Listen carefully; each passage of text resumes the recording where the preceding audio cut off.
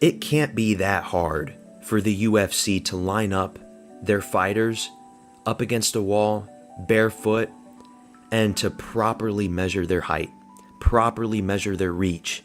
It can't be that hard, right? Are they really going with the fighter's word? They're just saying, hey, so how tall are you, bro? That's probably what they do. Like, when they're applying to the UFC, like when an individual fighter is applying, they're like, okay, how tall are you? And then, as men, we have to admit, we exaggerate our height. We exaggerate our dick size. We do these things. Me personally, I'm 5'11", which means that I'm 5'9", which in reality I am 5'9". But I like to say that I'm 5'11". This fight, Kyoji Horiguchi versus Takeru Ulanbekov. I'm looking at the stats, right, as I'm making my picks, and I picked Horiguchi for this one. I have to say that I'm switching that pick. I'm picking Takeru Ulanbekov. 5'5" versus 5'7", 2-inch height difference. Well, a 2-inch height difference, that's nothing. But then, you gotta look at the fighter face-offs. Does that look like a 2-inch height difference to you? Maybe to a woman, that looks like 5'10" versus 6 foot, perhaps, to a woman. But that looks to me like a 6 to 7 inch height difference. At flyweight, which is a division that doesn't have a lot of knockouts, because small men don't hit as hard, Kyoji Horiguchi is 5'3", maybe 5'4" on a good day. Here he is standing next to DJ when they fought like 10 years ago. And here's Ulanbekov standing next to Nate Maness, who's listed as 5'10". Takeru Ulanbekov is 5'10". This is like a 7-inch height difference in this fight. We don't really get this that often. And if we do, it's usually like at heavyweight. We don't get a 7-inch height difference in many of the other middle weight divisions. I'm going with Takeru Ulanbekov. This is a bantamweight, essentially. A bantamweight going up against a strawweight.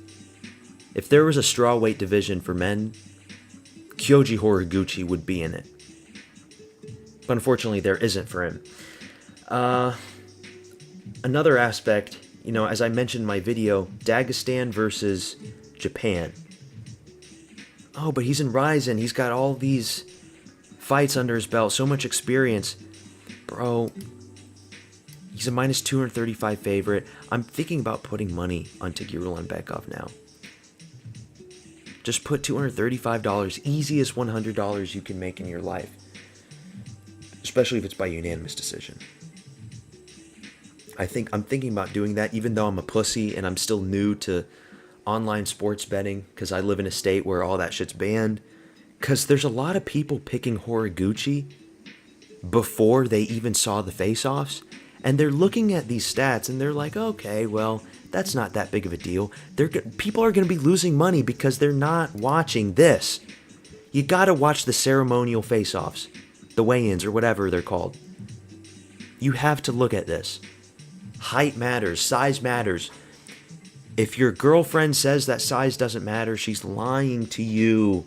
The UFC, a multi-billion-dollar company, cannot provide reliable stats because if they're getting the heights wrong, they're getting the reaches wrong as well. You think a guy that's 5'10" only has a 4-inch reach over a guy that's 5'3"? No. The reach is so much more bigger in favor for Ulanbekov. He's going to out-jab him and everything.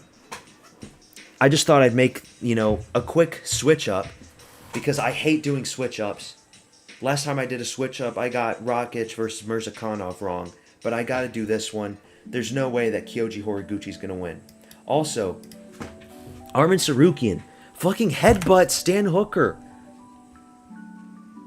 This guy's a piece of shit. Rich boy, spoiled brat piece of shit.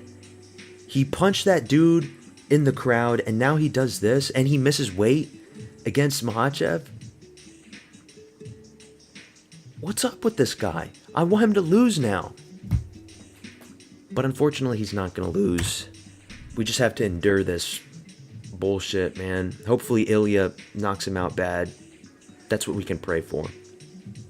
And keep in mind, Ilya's in the back. And here we got Bilal versus Kucky. Kucky's like 6'2", and Bilal's like 5'10". Legit 5'10". Let's just fast forward to the most atrocious one, man. Oh, this one too. Hermanson doesn't look as skinny as I would imagine. I thought he was going to look like a skeleton. But I'm still going with Oralby. Oralby, he looks the same at lightweight. Oh no. Not this one. I don't want to see anyone lose. Look at my boy Shamil, man. My boy Shamil's looking mean. He's looking hungry. He's looking really mean and hungry. And then this shit. 5'7" versus 5'5", everybody. The UFC. Oh my god, dude. 5'7" versus 5'5". In the eyes of a woman, 5'11" versus 6 foot, right there. 6 foot versus 5'11". And then there's one in Denzel Freeman. Denzel Freeman's looking very nerdy. Looks like he watches a lot of Naruto. So yeah, I have to go with Ulanbekov for this one.